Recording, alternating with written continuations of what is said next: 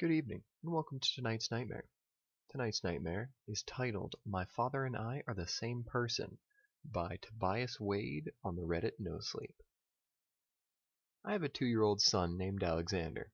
No, that's not the horror story, although any new parents out there might beg to differ. He's the most perfect thing I could ever or will ever create, and I love him with all my heart. When I look at Alex, I see myself. An entire lifetime of academic achievements, romantic pursuits, dreams and ambitions, and of course the glorious pride of shooting the game-winning goal. The infinite potential of his unlived life and a miraculous blessing, and I'm privileged to be a part of. My wife Stacy thinks I'm going to run myself into the ground trying to be the world's best dad. She thinks I'm overcompensating because my dad left when I was 2. So what if I am? Dad leaving destroyed my mother. It was because of him that I grew up practically impoverished, withdrawn and angry at the world. What's so wrong with wanting something better for my own son? I'll admit that I did tend to obsess over the idea, though. Everything was a competition. I wanted a better job than my father, to drive a better car. I even started interrogating my mother about all my bad habits, so I could avoid them, although she replied with something which shocked me. Why don't you ask him himself? I know where he lives. I couldn't even remember the man. Learning he lived just on the other side of town made me furious. I had to know what his excuse was for never being there. And even more than that, I wanted to tell him straight to his face that I wouldn't be the same terrible father he was. I was expecting some kind of burnout crackdown or whorehouse, not the luxury high-end rise apartments that matched the address. Sure, my mother lived comfortably now, but somehow I didn't think he deserved the same kind of lifestyle now.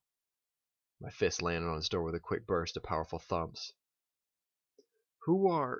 the man in loose bathrobe asked, but he didn't even have to finish the sentence. The resemblance was uncanny. The long nose, angular cheeks, the wisp at the end of his eyebrows. He looked exactly like an older version of myself. Yeah, I said. All my carefully prepared arguments from the drive over here evaded my mind. All I could think about was how unsettling it felt to look at that face, which could have almost been a mirror. Well, all right. Come on in. He turned around and sat down on his sofa. Your mother send you? Do you and her still talk? I asked. He shrugged. Sometimes. She told me about your kid. Congratulations on... Why'd you leave? It wasn't supposed to go like this. I was supposed to be gloating over a successful life he played no part in. He was supposed to be pleading my forgiveness. So why did my voice crack? Like I was the one begging. The same reason you'll ditch your kid, he said. They're better off without us. I left shortly after that, feeling less satisfied than ever. How dare he presume I would make the same terrible decisions he did? He was right that I was better off without him. But my son needed me, and I needed him. I gripped my steering wheel so hard my knuckles turned white. How could I possibly be bad for my son? I was so focused that I didn't even notice the car cutting me off. Hey, asshole, get off the road! I shouted. I never do that sort of thing, but I was so pissed at my dad that everything better stay out of my way. Maybe that's Dad was talking about. If I brought home this kind of anger, then my son would start to internalize it as he grew up. Maybe it was best for me to just stop at the bar before heading home and take some time to cool off. I couldn't sleep that night. Stacy was mad at me for coming home late. She smelled the alcohol in me, but I didn't want to tell her about my dad because I just wanted to forget about him. They're better off without us. Ha! Better off without you. But what if there was something more to it? Maybe my father really knew something I didn't.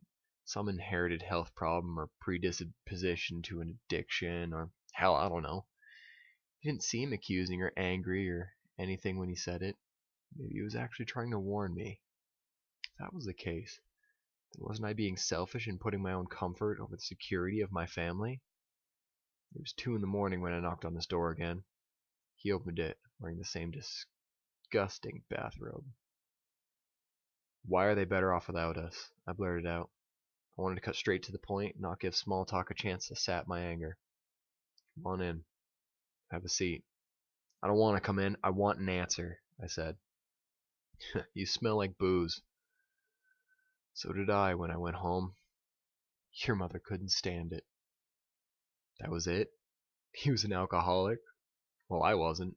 Sure, I drank from time to time, but I wouldn't let it ruin my relationship with Stacy like it did with him and my mother. Couldn't stand the sight of him. So I took off right after he gave me that explanation. But Stacy had been upset when she smelled it, so maybe I could still learn from him. I decided to spend the rest of the night at a friend's house. She wouldn't have to see me like this. Sent her a text to let her know what I was doing and went over to my buddy Tom. He and I stayed up chatting for a while. I had a couple more drinks to help me sleep, and then I crashed on his couch. Between the alcohol and knowing I'd resolved the issue, I slept like a baby through the rest of the night. I wish I hadn't, though, because she was absolutely livid. She wouldn't even let me explain myself. I tried to tell her about my father, but she just thought it was awfully convenient, considering I haven't mentioned him yesterday. The alcohol, the night out, she was utterly convinced I was cheating. I even tried getting her to talk with Tom. She couldn't stop yelling long enough for me to get him on the phone. I shouldn't have hit her. I knew it was wrong, but I couldn't get her attention. I was getting so mad at her being mad. Shit, I don't know. It wasn't even hard. I just pushed her away from me and she fell over. I was so embarrassed that I just rushed straight out the door. Where was I supposed to go, though? I didn't want to bring my mother in on this. She had to believe I was the perfect son, the perfect husband that my dad never was. The only person who seemed to understand what I was going through, the only one I wanted to talk to, was my dad. My knock lacked all of the certainty and power it had the first time, though. And yeah, maybe he was just going to say something that pissed me off worse. But maybe he'd also remind me about how much worse of a father he was. Compared to him and everything he's done, I'd be able to look at myself and know I wasn't so bad. Tell me everything, I said. Well, come on in. I don't want to come in. I want to know what made you such a shitty father. We stood facing each other through the doorway. He looked worn out, but I must have too after last night. For a second, I thought he was just going to close the door in my face. Then he sighed and said, I hate your mother. Are you happy now? Yeah, what else? I want to know everything. My breath was coming in shallow gasps. There had to be more. There had to be something that made this man worse than me. Just leave it alone, will you? It's ancient history, he said. Either come in or leave, because I don't want to just stand here like a couple of, I want you to tell me what else you did to us, I shouted. Yeah, well, know what I want, he said. I hope when your son comes knocking on your door in 20-some years, you do something I couldn't and break the cycle. I hope you don't answer him. He started to close the door. I tried to push my way in, and the door slammed on my foot. I'm not you! I never will be you! He tried to push me back so he could close the door, but I barreled into him and knocked him on the floor. He tried to crawl away, but I straddled and pinned him to the ground. Get the hell off me!